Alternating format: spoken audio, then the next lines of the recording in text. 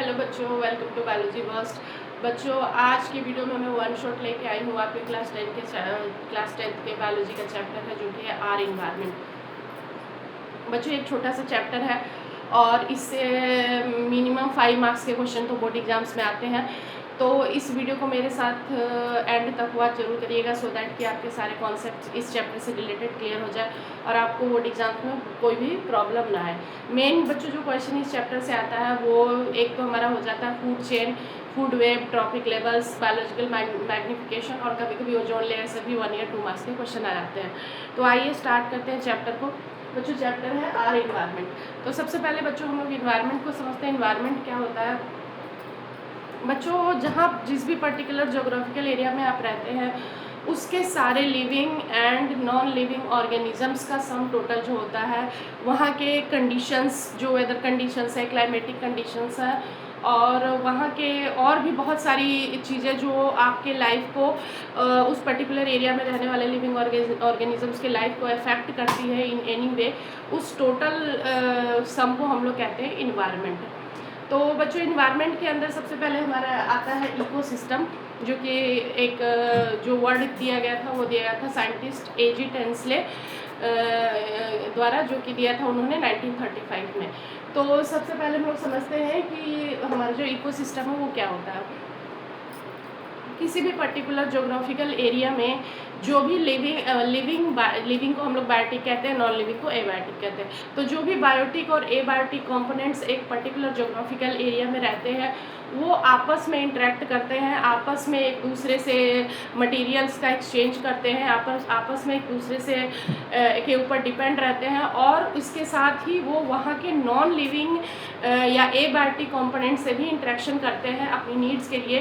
तो इस total interaction को हम लोग कहते हैं एक इकोसिस्टम, जो कि मैंने लिखा है self sufficient system in which living components of a particular geographical area interact with each other and their non living component. The term was given by A G Tansley in 1935। एक पर्टिकुलर जोग्राफिकल एरिया में जितने भी living components हैं वो आपस में interact करते हैं और वो अपने नॉन लिविंग कंपोनेंट्स के साथ भी इंटरेक्ट करते हैं और उसी इंटरेक्शन से एक हमारे पर्टिकुलर जोग्राफिकल एरिया में जो होता है एक सेल्फ सफिशिएंट सिस्टम बनता है, जिसको कि हम लोग कहते हैं इको सिस्टम। और ये जो टर्म था ये दिया था एजी टेंसले ने 1935। अब बच्चों, जो हमारा इकोसिस्टम होता है मैंने आपको बताया जैसे कि इसमें दोनों प्रेजेंट होते हैं, biotic components and abiotic components. Biotic components means living components. Living components हमारे किसी भी एरिया में कौन क्या हो सकते हैं, जैसे कि हमारे और जितने भी लिविंग प्लांट्स हैं, एनिमल्स हैं या माइक्रो ऑर्गेनिजम्स हैं, they all come under the living component और बायोटिक कंपोनेंट। एबायोटिक कंपोनेंट जितने भी नॉन लिविंग कंपोनेंट है जैसे कि सॉइल हो गया, एयर हो गया, वाटर हो गया, सनलाइट हो गया, टेम्परेचर हो गया, रेनफॉल हो गया, ये सारी चीज़ें मिलके हमारे जो इकोसिस्टम है उसका एबायोटिक कंपोनेंट कहलाते हैं एक साथ। तो बच्चों, ये हमारे बायोटिक कंपोनेंट्स हो गए और ये हमारे नॉन बायोटिक कंपोनेंट्स हो गए। अब जो बच्चों इकोसिस्टम होता है वो मेनली 2 टाइप्स का हो सकता है। टेरेस्ट्रियल इकोसिस्टम होता है और एक्वेटिक इकोसिस्टम होता है। टेरेस्ट्रियल इकोसिस्टम में जो होता है बच्चों हमारा जो नेचुरल इकोसिस्टम होता है और एक मैनमेड और आर्टिफिशियल इकोसिस्टम होता है। जो हमारे इकोसिस्टम के मेन टाइप्स होते हैं वो नेचुरल एंड आर्टिफिशियल। नेचुरल में हमारा रिवर का ecosystem, pond ecosystem, lake ecosystem, ये सारा जो नेचर के द्वारा खुद ही एस्टेब्लिश किए हुए इकोसिस्टम होते हैं उनको हम लोग कहते हैं नेचुरल इकोसिस्टम। आर्टिफिशियल इकोसिस्टम जो कि हमने बनाया है, हमने उनका सेटअप तैयार किया है, जैसे कि हमारे क्रॉप फील्ड्स हो गए, खेत हो गए, जैसे कि एक्वेरियम आप जानते हैं वो भी मैन मेड होता है। उसके बाद जैसे कि हमारा जू है जिसमें कि हम डिफरेंट टाइप्स के एनिमल्स को रखते हैं, उनके न्यूट्रिशन और उनके शेल्टर की हम लोग फैसिलिटी प्रोवाइड करते हैं। तो ये सारे जो इकोसिस्टम आ जाते हैं जैसे कि क्रॉप फील्ड, एक्वेरियम और जू, ये सारे हमारे आ जाते हैं आर्टिफिशियल इकोसिस्टम में। तो ecosystem is mainly divided into 2 parts, natural and artificial. उसके बाद बच्चों जो इकोसिस्टम हमारा होता है, नेचुरल इकोसिस्टम जो होता है, natural ecosystem again divided into terrestrial मतलब जो लैंड पे इकोसिस्टम है और एक्वेटिक मतलब जो पानी पे इकोसिस्टम है। तो जो हमारे टेरेस्ट्रियल इकोसिस्टम है उसमें हमारा फॉरेस्ट इकोसिस्टम आ जाता है, ग्रासलैंड इकोसिस्टम आ जाता है और एक्वेटिक इकोसिस्टम में जैसे हमारे पॉन्ड, रिवर, लेक ये सारे हमारे एक्वेटिक इकोसिस्टम में आ जाते हैं।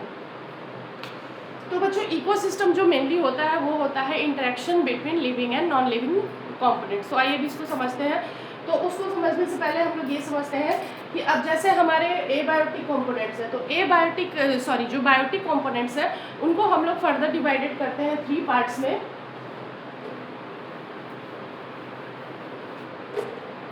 जो बायोटिक कंपोनेंट्स होते हैं वो फर्दर डिवाइडेड होते हैं 3 पार्ट्स में। सबसे पहले होते हैं प्रोड्यूसर्स, दूसरे हमारे होते हैं कंज्यूमर्स और तीसरे हमारे होते हैं डिकम्पोजर्स। हमने अपने लिविंग कंपोनेंट्स या बायोटिक कंपोनेंट्स को 3 पार्ट्स में डिवाइड कर दिया, जिसमें हमारे पहले हो गए प्रोड्यूसर्स, दूसरे हो गए कंज्यूमर्स और तीसरे हो गए डिकम्पोजर्स। प्रोड्यूसर्स वैसे ऑर्गेनिजम्स होते हैं बच्चों जो अपना खाना खुद बनाते हैं और वो अदर ऑर्गेनिजम्स के लिए भी फूड प्रिपेयर करते हैं, अपने साथ अपने लिए भी खाना प्रिपेयर करते हैं। जैसे हमारे ग्रीन प्लांट्स हैं, ग्रीन प्लांट्स को हम लोग प्रोड्यूसर्स कहते हैं। क्यों? क्योंकि वो अपना जो होता है they prepare food for themselves and other organisms also, so they are called producers. Producers में बच्चों ग्रीन प्लांट्स तो होते ही हैं, साथ में कुछ बैक्टीरिया भी होते हैं जिनको कि हम लोग सियानोबैक्टीरिया कहते हैं, या इनको हम लोग फोटोसिंथेटिक बैक्टीरिया भी कहते हैं, जो कि अपना फूड खुद प्रिपेयर कर सकते हैं। तो प्रोड्यूसर्स में मेनली आ गए हमारे green plants and some photosynthetic bacteria. अब बच्चों देखिए ग्रीन प्लांट्स जो है अपना फूड प्रिपेयर तो करते हैं, बट फूड इनको अपना फूड प्रिपेयर करने के लिए किस चीज़ की ज़रूरत होती है? सनलाइट की ज़रूरत होती है। सनलाइट से को ये एब्जॉर्ब करते हैं और फिर सोलर एनर्जी को ये लोग केमिकल एनर्जी फूड में कन्वर्ट करते हैं। तो प्रोड्यूसर्स को भी अपने फूड के प्रिपरेशन के लिए नॉन लिविंग कंपोनेंट्स पे इसको खाना बनाने के लिए सन से सनलाइट चाहिए, सॉइल से वाटर चाहिए, एटमॉस्फेयर से कार्बन डाइऑक्साइड चाहिए। तो ये सारी चीज़ें जो है ये प्रोड्यूसर्स भी जो है ग्रीन प्लांट्स ये हमारे नॉन लिविंग कंपोनेंट्स के ऊपर डिपेंडेंट है अपने फूड के प्रिपरेशन के लिए। तो इस तरह से हम समझते हैं कि जो भी हमारे इन्वायरमेंट में हमारे इकोसिस्टम में living and non living components है वो एक दूसरे पे इंटरडिपेंडेंट है कि हर किसी को एक दूसरे की ज़रूरत है अपने नीड्स को पूरा करने के लिए। तो मैं आपको बता रही थी कि हमारे लिविंग ऑर्गेनिजम्स 3 टाइप्स के producers, consumers and decomposers. Producers तो वो हो गए जो फूड को प्रिपेयर करते हैं, green plants and photosynthetic bacteria. Consumers वो ऑर्गेनिजम्स होते हैं बच्चों जो कि प्रोड्यूसर्स के ऊपर फीड करते हैं अपने फूड के रिक्वायरमेंट के लिए, तो इनको हम लोग कहते हैं कंज्यूमर्स। और डिकम्पोजर्स होते हैं कुछ बैक्टीरिया एंड फंजाई जो कि क्या करते हैं डेड एंड डिकेइंग ऑर्गेनिजम्स को के अंदर जो कॉम्प्लेक्स जब उनकी डेथ हो जाती है तो कॉम्प्लेक्स ऑर्गेनिक मॉलिक्यूल्स जो उनके अंदर होते हैं उनको सिंपलर इनऑर्गेनिक सब्सटेंसेस में ब्रेक कर देते हैं, और फिर इनके ब्रेक करने के बाद वो जो सिंपल इनऑर्गेनिक सब्सटेंसेस हैं वो वापस सॉइल में चले जाते हैं, और सॉइल में जाने के बाद उनको ग्रीन प्लांट्स क्या करते हैं फिर से यूज़ करते हैं उन्हीं न्यूट्रिएंट्स को अपने ग्रोथ एंड डेवलपमेंट के लिए। तो ये हो गए कंज्यूमर्स, ये हो गए डिकम्पोजर्स। अब बच्चों कंज्यूमर्स जो होते हैं, कंज्यूमर्स को हम लोग फर्दर डिवाइड करते हैं 3 पार्ट्स में।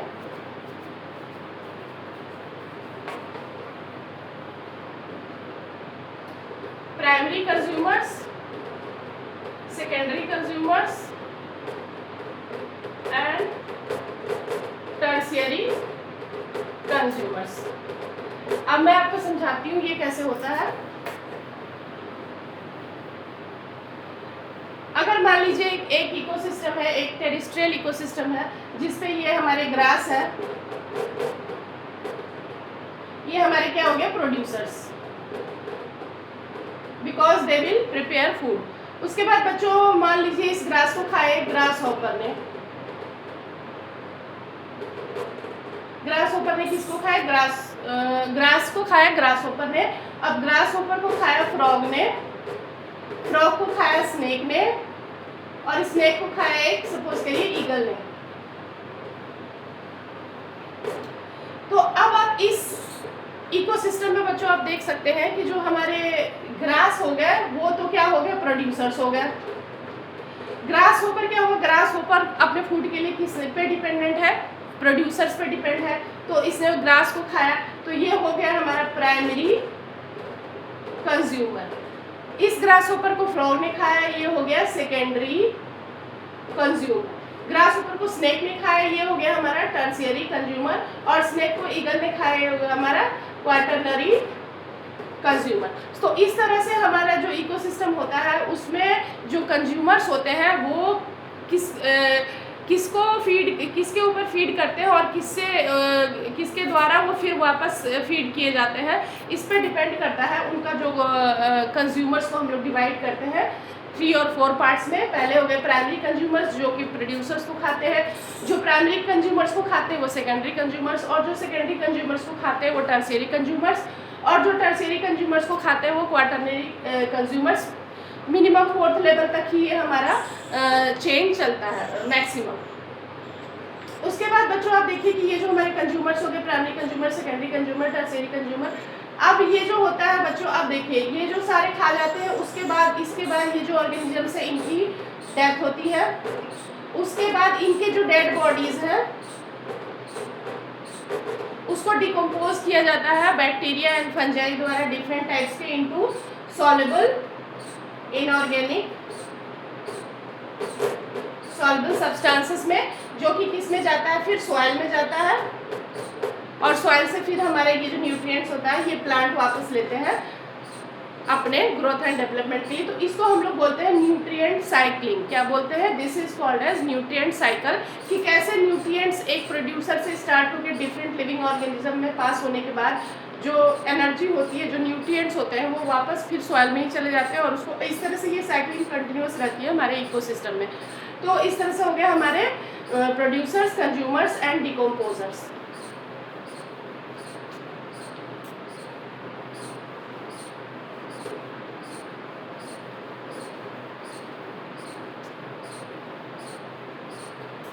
अब आपको समझ में आ गया होगा ये हमारे प्रोड्यूसर्स, कंज्यूमर्स एंड डिकम्पोजर्स का कॉन्सेप्ट। अब इस बच्चों इसमें एक आता है फूड चेन, जो टॉपिक है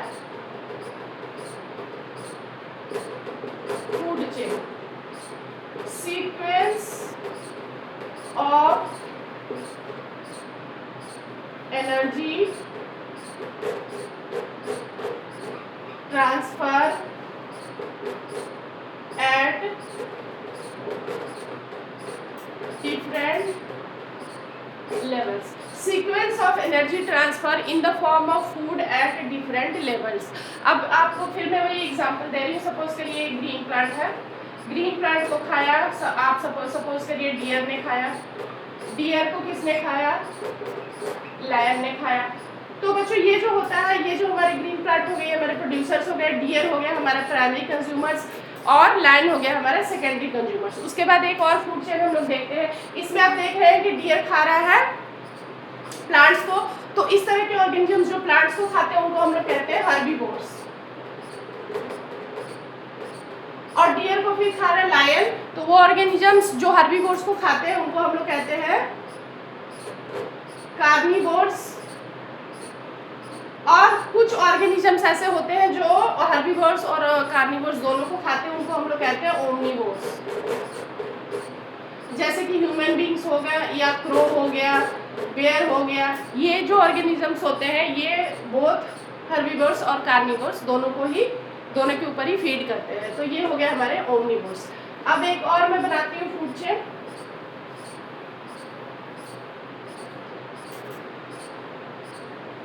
ये हमारा प्लांट हो गया, प्लांट को खाया सपोज करिए फ्रॉग ने, फ्रॉग को खाया स्नेक ने, स्नेक को खाया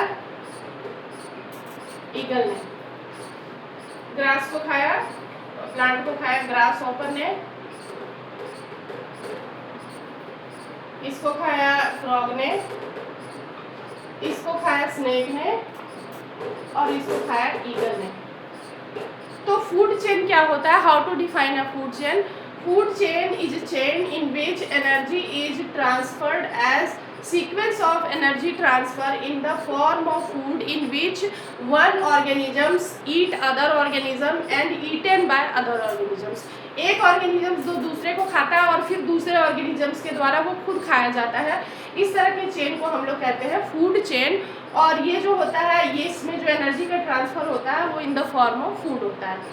तो बच्चों ये जो हमारे कंज्यूमर्स होते हैं ये किसको खाते हैं और किसके द्वारा खाए जाते हैं, on the basis of that they are divided into different trophic levels, जो कि एक इंपॉर्टेंट क्वेश्चन है जिससे आपके बोर्ड एग्जाम्स में क्वेश्चन आता है कि ट्रॉपिक लेवल्स क्या होते हैं। तो बच्चों अब आप यहाँ समझिए, अब जैसे ये प्लांट है इसने फूड प्रोड्यूस, इसको हम लोग कहते हैं प्रोड्यूसर्स। तो प्रोड्यूसर्स जो होते हैं सिंस दे प्रोड्यूस फूड तो they always come on the trophic level 1। Producers का क्या होता है ट्रॉपिक लेवल, हमेशा फर्स्ट ट्रॉपिक लेवल पे प्रोड्यूसर्स रहते हैं क्योंकि वो दूसरे ऑर्गेनिजम्स के लिए फूड प्रिपेयर करते हैं। सेकेंड, इस प्लांट को या ग्रास को खाया ग्रास ऊपर ने, तो ये कौन सा ट्रॉपिक लेवल पे आ गया, ये आ गया ट्रॉपिक लेवल 2 पे। मतलब जो प्लांट्स को खा रहे हैं, जो ये हर्बीवोर्स है, हर्बीवोर्स के अंदर है because they are eating plants, so they will come under the trophic level 2। And grasshopper is eaten by frog, तो frog will come under on the trophic level 3। जो हर्बीवोर्स को खाते हैं जो कंज्यूमर्स वो आ जाते हैं ट्रॉपिक लेवल 3 पे। और फिर फ्रॉग को खाया स्नेक ने, स्नेक आ गया ऑन द ट्रॉपिक लेवल 4, और स्नेक को अगर ईगल खा रहा है तो ये आ जाएगा ट्रॉपिक लेवल 5। इस तरह से मैक्सिमम जो होता है हमारा फूड चेन में ट्रॉपिक लेवल्स मैक्सिमम 5 तक ही रहता है। 5 तक भी बहुत कम पहुंचता है क्योंकि एनर्जी का जो ट्रांसफ़र होता है फूड एनर्जी का, वो बहुत ही एक स्टेप से दूसरे ट्रॉपिक लेवल पे बहुत ही लेस अमाउंट ऑफ एनर्जी जाती है, जिसको मैं भी समझाऊंगी आपको 10% जो एनर्जी ट्रांसफ़र का लॉ है उसमें। तो इसलिए जो होते हैं ये हमारे ट्रॉपिक लेवल्स कितने हो जाते हैं, फर्स्ट टू 5, जनरली तो 4 तक ही होते हैं। तो फर्स्ट ट्रॉपिक लेवल पे कौन आ गया, ऑलवेज हमेशा याद रखना है, फर्स्ट ट्रॉपिक लेवल पे हमारे ग्रीन प्लांट्स आते हैं, प्रोड्यूसर्स आते हैं। सेकंड पे हर्बीवोर्स आते हैं जिसने प्लांट्स को खाया। थर्ड पे जो हर्बीवोर्स को खाते हैं वो थर्ड पे आ गए। फिर अगर उस को किसी ने खाया तो वो फोर्थ पे आ गया, और फिर फोर्थ से फिफ्थ पे।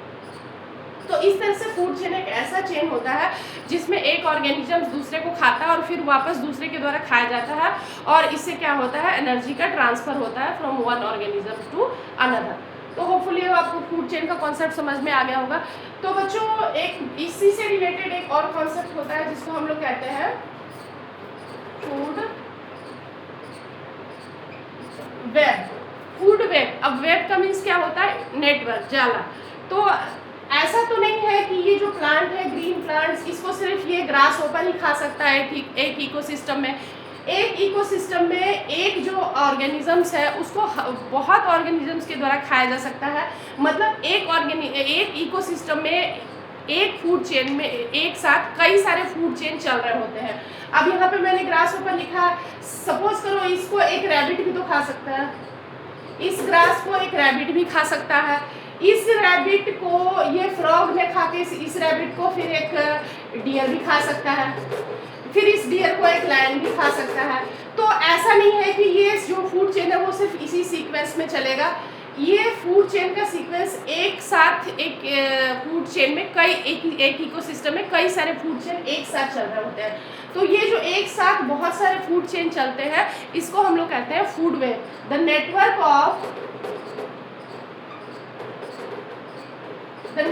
ऑफ डिफरेंट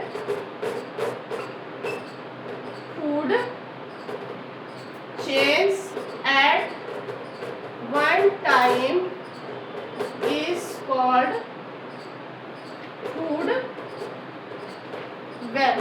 तो बच्चों ये है हमारा फूड वेब का कॉन्सेप्ट। तो आपको समझ में आ गया फूड चेन क्या होता है। फूड चेन जब एक ऑर्गेनिज्म दूसरे ऑर्गेनिज्म को खाता है और एक सीक्वेंस में एनर्जी का ट्रांसफर होता है। फूड वेब क्या होता है, network of various food chains working at the same time in an ecosystem. तो ये हो जाता है हमारा फूड वेब।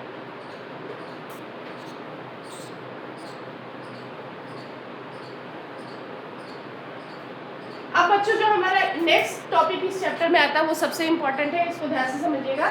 इसको कहते हैं 10% लॉ ऑफ एनर्जी ट्रांसफर, जिसको दिया था साइंटिस्ट लिंडेमैन ने। लिंडेमैन साइंटिस्ट थे, उन्होंने इस लॉ को दिया था। तो ये लॉ क्या कहता है, आप सपोज करिए मैं फिर से एक फूड चेन बना रही हूँ। ग्रास,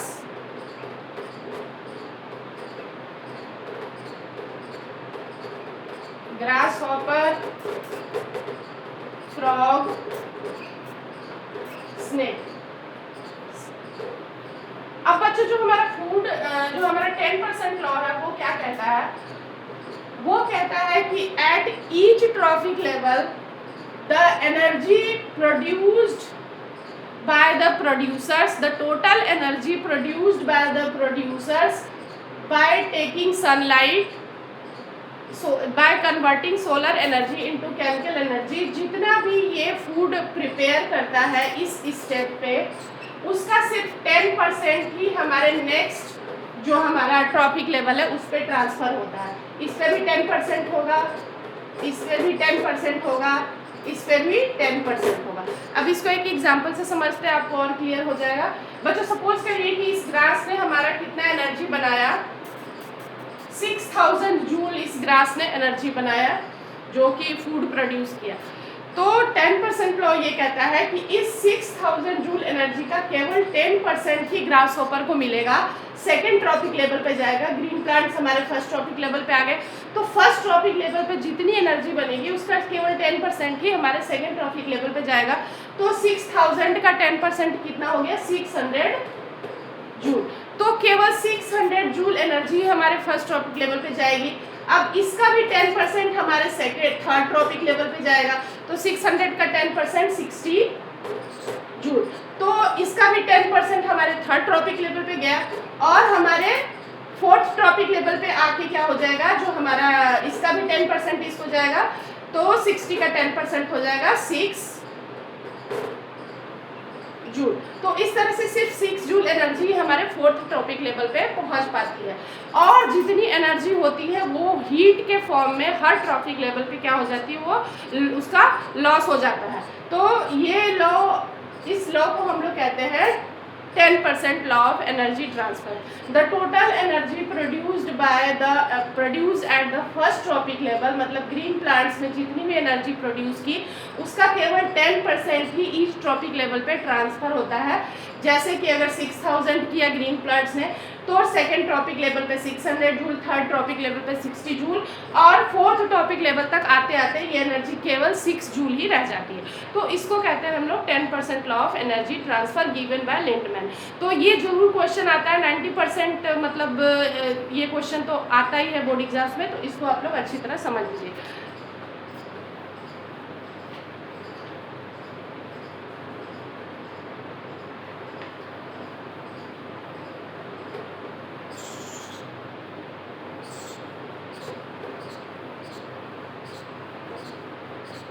अब जो बच्चों नेक्स्ट टॉपिक इस चैप्टर का है वो एक बहुत ही इंपॉर्टेंट टॉपिक है, उसको कहते हैं बायोलॉजिकल मैग्निफिकेशन।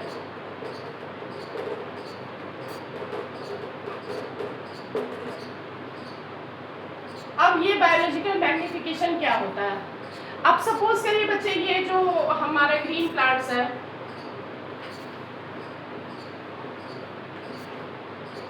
ये ग्रीन प्लांट्स है, ये हमारे प्रोड्यूस हो रहे हैं, हमारे क्रॉप फील्ड्स में प्रोड्यूस होते हैं, हमारे खेतों में प्रोड्यूस होते हैं। तो इसमें जो फार्मर्स क्या करते हैं, जो बहुत सारे तरह के जो इंसेक्टिसाइड्स है, पेस्टिसाइड्स है, हार्मफुल केमिकल्स यूज़ किए जाते हैं। तो ये जो प्लांट है ये क्या होता है, ये जो इस प्लांट में उन केमिकल्स का, केमिकल सब्सटेंसेस जो होते हैं वो कहा जाता है, उन इंसेक्टिसाइड पेस्टिसाइड्स पे सबसे पहले कौन उसको लेता है, हमारे प्लांट्स उसको एब्जॉर्ब करते हैं। प्लांट्स के बाद ये कहा जाएगा, हमारे ट्रॉपिक लेवल 1 पे जाएगा, जो कि हमारे प्राइमरी कंज्यूमर्स होते हैं। उसके बाद ये ट्रॉपिक लेवल 2 पे जाएगा, जो कि हमारे सेकेंडरी कंज्यूमर्स होते हैं। उसके बाद ये ट्रॉपिक लेवल 3 पे जाएगा, जो हमारे टर्शियरी कंज्यूमर्स होते हैं। उसके बाद अगर इसको सपोज करो कि ओमनिवोर्स में गया, जैसे हम ह्यूमन बींग्स हैं, तो टॉप कंज्यूमर्स में गया, अगर हम अपनी बात करें ह्यूमन बींग्स की। तो इसमें बच्चों रिवर्स होता है। इसमें क्या होता है, बायोलॉजिकल मैग्निफिकेशन में क्या होता है, एनर्जी ट्रांसफर में क्या हो रहा था कि डिफरेंट ट्रॉपिक लेवल्स पे हमारी एनर्जी जो है वो कम हो रही थी, फूड एनर्जी 10% जा रहा था।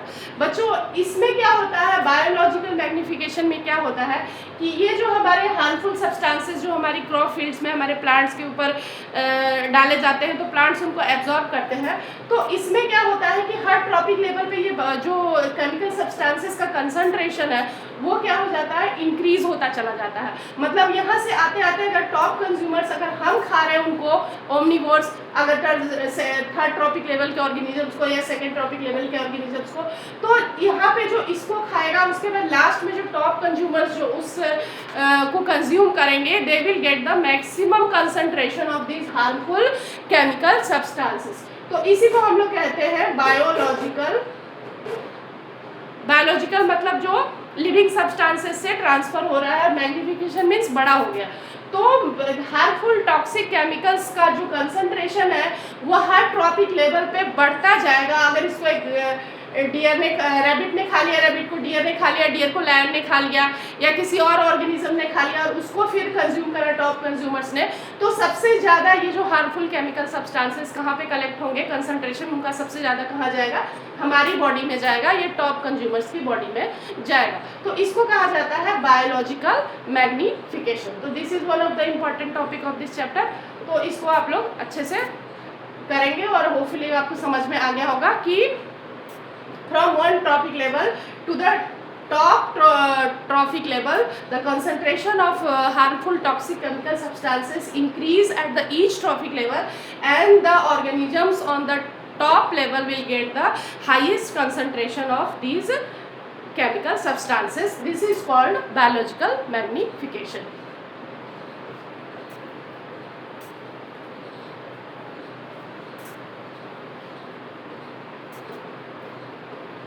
दूसरा एक और टॉपिक इसमें आता है ओजोन डिप्लीशन।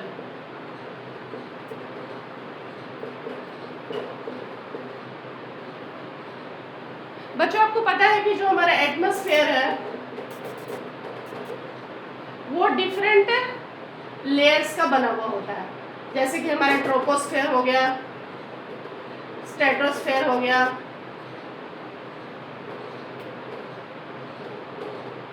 उसके बाद और भी हमारे लेयर्स होते हैं जो हमारे एटमॉस्फेयर में की लेयरिंग से जो हमारा एटमॉस्फेयर बनता है उसमें। तो बच्चों ये जो हमारा स्ट्रेटोस्फेयर होता है, इसके नीचे एक हमारी अर्थ के ऊपर ये जो हमारे सन है हमारा, इसकी जो लाइट रेज आती है, इस पे एक लेयर प्रेजेंट होती है जिसको हम लोग कहते हैं ओजोन लेयर। ओजोन को हम लोग डिनोट करते हैं O3 से। तो अब ये जो ओजोन लेयर होती है वो बनती कैसे है? अब हमारे एटमॉस्फेयर में बहुत सारे ऑक्सीजन जो कि ग्रीन प्लांट्स रिलीज करते हैं फोटोसिंथेसिस के प्रोसेस में, तो हमारे जो एटमॉस्फेयर है उसमें जो ये ऑक्सीजन है ये क्या होता है, कई बार टूट जाता है। तो टूटता है तो ये जो हमारा ये जो ऑक्सीजन है हमारा, तो इसके टूटने से ये जो ऑक्सीजन है ये क्या करता है, ये जो O2 है इसमें एक और ऑक्सीजन ऐड हो जाता है और ये बना देता है ओजोन।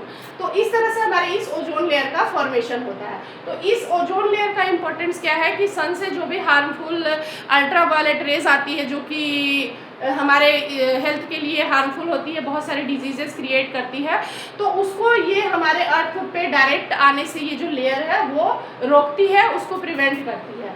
तो अब क्या हुआ कि अब ये ओजोन लेयर डिप्लीशन, मतलब ये ओजोन लेयर धीरे धीरे क्या होने लगी, स्ट्रेटोस्फेयर में इसका जो थिकनेस थी वो धीरे धीरे कम होने लगी। तो इसका क्या रीज़न है कम होने का? तो कुछ ऐसे केमिकल्स होते हैं बच्चों जिनको हम लोग कहते हैं क्लोरोफ्लोरोकार्बन्स, CFLS। क्लोरोफ्लोरोकार्बन्स होते हैं, ये ऐसे केमिकल्स होते हैं जो कि हमारे ओजोन लेयर को डिप्लीट करते हैं, ख़राब करते हैं। और हमारे बहुत सारे ऐसे इलेक्ट्रिकल अप्लायंसेस होते हैं जिससे ये क्लोरोफ्लोरोकार्बन्स जो हमारे एटमॉस्फेयर में रिलीज होती है, सबसे ज़्यादा जो हमारे रेफ्रिजरेटर्स में होता है, रेफ्रिजरेटर से सबसे ज़्यादा ये क्लोरोफ्लोरोकार्बन्स निकलती है। उसके बाद हमारे बहुत सारे और इलेक्ट्रिकल अप्लायंसेस हैं, जैसे कि जो हमारा वॉशिंग मशीन है या जो हमारे और भी इलेक्ट्रिकल अप्लायंसेस है, उनसे ये क्लोरोफ्लोरोकार्बन्स जो होते हैं वो बहुत ज़्यादा अमाउंट में रिलीज़ होते हैं। तो सबसे जो मेन रीज़न होता है क्लोरोफ्लोरोकार्बन्स ही होते हैं जो कि हमारे ओजोन लेयर को डिप्लीट करते हैं। तो इस केमिकल की वजह से ये क्वेश्चन बहुत आता है कि which is the main cause of which chemical is responsible for the ozone depletion. तो उसका आंसर होता है क्लोरोफ्लोरोकार्बन्स होते हैं। उसके बाद कुछ और भी केमिकल सब्सटेंसेस होते हैं जो हमारी इस लेयर को डिप्लीट करते हैं। तो अब क्या हुआ कि इसकी वजह से, इसके ज़्यादा कंसंट्रेशन की वजह से हमारे ओजोन लेयर में क्या होने लगी, डिप्लीशन होने लगी। तो अगर ओजोन लेयर में डिप्लीशन होगी तो क्या होगा, उसका इफेक्ट फिर वही सारी होगी, हमें बहुत सारी बीमारी, अल्ट्रावायलेट रेज रुक नहीं पाएगी, जाएगी और बहुत सारे डिजीज़ेस को ये कॉज करेगी। तो इसकी वजह से अब फिर हमारे जो साइंटिस्ट ने ऐसे वो करा, अरेंजमेंट्स करा कि जिससे कि हमारे जो इलेक्ट्रिकल अप्लायंसेस है ऑल ओवर द वर्ल्ड ये एफर्ट लगाए गए कि कम से कम क्लोरोफ्लोरोकार्बन्स को रिलीज़ करने वाले जो है इलेक्ट्रिकल अप्लायंसेस बनाए जाए। तो अब ये धीरे धीरे स्टार्ट हुआ है और अब धीरे धीरे हमारे ओजोन लेयर में जो है वो इम्प्रूवमेंट भी आ रही है। तो ये था ओजोन लेयर डिप्लीशन। तो इससे भी क्वेश्चन आ जाता है कई बार, क्या होता है, किस केमिकल से होता है, कैसे बनता है, ये किस लेयर में रहता है हमारे एटमॉस्फेयर के। तो होपफुली आपको ये समझ में आया होगा।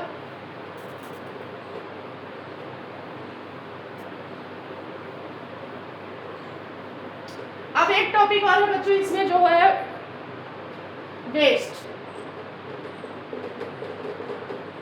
वेस्ट के अंदर सारी चीज़ें आ जाती है। हमारे डोमेस्टिक वेस्ट भी आ जाता है, हमारा इंडस्ट्रियल वेस्ट भी आ जाता है, जो हमारे घर से जो हमारा जितना भी गार्बेज निकलता है, जैसे कि हमारे वेजिटेबल्स के पील्स हैं, जो हमारे वॉशरूम वगैरह से जो हमारा सीवेज निकलता है घरों से, इंडस्ट्रियल बहुत सारे वेस्ट है। तो ये जो वेस्ट होते हैं बच्चों, इनको क्या होता है, ये 2 टाइप्स के होते हैं। पहले तो बायोडिग्रेडेबल और दूसरे होते हैं नॉन बायोडिग्रेडेबल।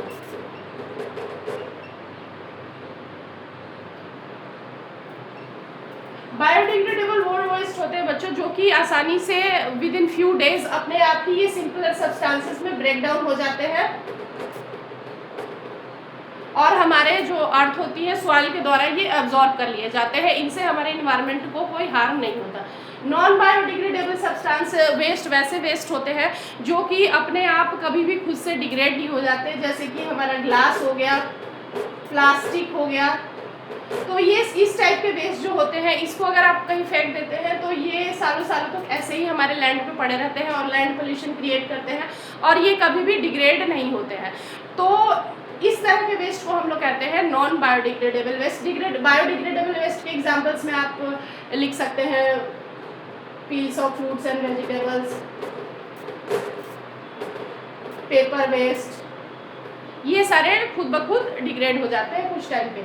तो अब इनको करने के लिए हम क्या कर सकते हैं, इनका मैनेजमेंट करने के लिए, इनको प्रॉपर तरीके से इनको डिस्पोज करने के लिए व्हाट वी कैन डू कि बायोडिग्रेडेबल वेस्ट को तो सिंपलर आप सॉइल के अंदर डाल दीजिए और वो सॉइल के अंदर डाल के इनको ढक दीजिए और उसमें क्या करिए आप, उससे आप अपने जो होता है नेचुरल मैन्योर या फर्टिलाइज़र का प्रिपरेशन कर सकते हैं इन बायोडिग्रेडेबल वेस्ट का यूज़ करके। आप जैसे लैंडफिल बनाते हैं हम, जैसे ग्राउंड के ऊपर बहुत बड़ा आपने